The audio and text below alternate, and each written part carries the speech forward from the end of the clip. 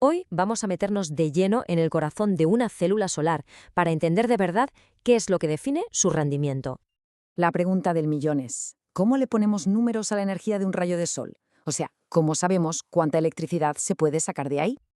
A ver, el plan es este. Primero, ¿qué es exactamente una célula solar? Luego nos metemos a medir su corriente y su tensión. Buscaremos ese punto dulce de máxima potencia, hablaremos de la famosa eficiencia y por último veremos qué pasa cuando la sacamos del laboratorio al mundo real.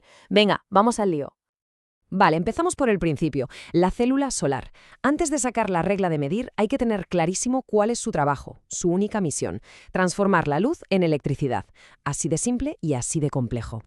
Piensa en ello como una máquina diminuta. Se pone en marcha con la luz.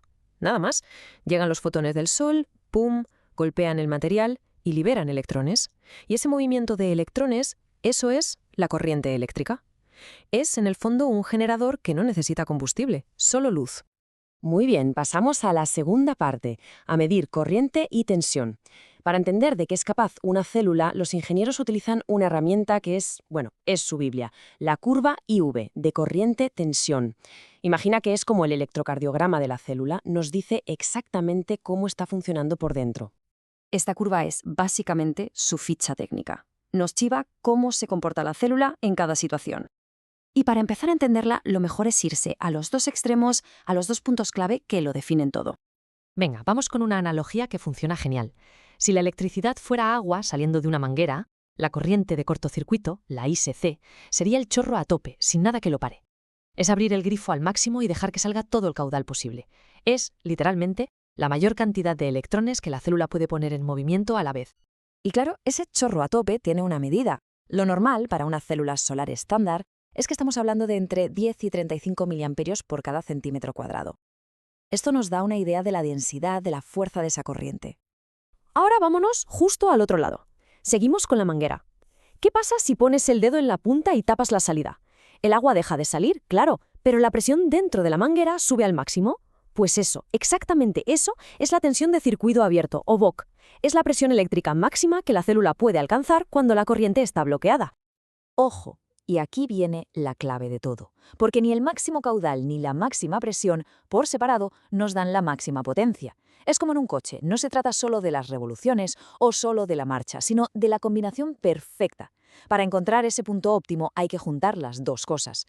La fórmula es sencilla. Potencia es igual a tensión por corriente. No hay más. Entonces, lo que se hace es multiplicar estos dos valores en cada uno de los puntos de la curva que vimos antes. ¿Y qué sale? Pues un gráfico nuevo, la curva de potencia-tensión, o PV. Y esta sí que nos va a decir dónde está la cricha. El pico de esa nueva curva, el punto más alto, ese es el santo grial. Es el punto de máxima potencia, el famoso MPP. Es el punto dulce. Ese equilibrio perfecto entre tensión y corriente donde la célula está dándolo todo, trabajando a su máximo rendimiento. Y hay otra medida, el factor de forma, o FF, que nos dice cómo de buena es la célula. A ver si me explico. Una célula teórica perfecta tendría una curva IV con forma de rectángulo casi perfecto. El factor de forma mide cómo de rectangular es la curva real. Cuanto más se parezca a un cuadrado, cuanto más se acerque a uno, significa que la célula es más eficiente y pierde menos energía por el camino. Venga, cuarta parte, la eficiencia. Ya hemos hablado de corriente, de tensión, de potencia, pero al final del día todo el mundo pregunta por una sola cosa, un único número que lo resume todo, la eficiencia. Normalmente, en las células de silicio que hay en la mayoría de los tejados, nos movemos entre un 13 y un 17% de eficiencia. Vale, puede que no suene a mucho, pero ¿qué significa de verdad ese número? ¿Qué nos está diciendo? Pues la eficiencia es la nota final del examen. Es muy simple. De toda la energía del sol que le llega a la célula, ¿qué porcentaje consigue convertir en electricidad útil?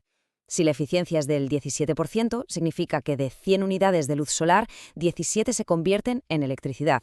Y las otras 83, pues se pierden, normalmente en forma de calor. Es la métrica definitiva. Y llegamos a la última parte, que es importantísima, los factores del mundo real. Porque, claro, todo lo que hemos contado hasta ahora es en un laboratorio con todo controladito.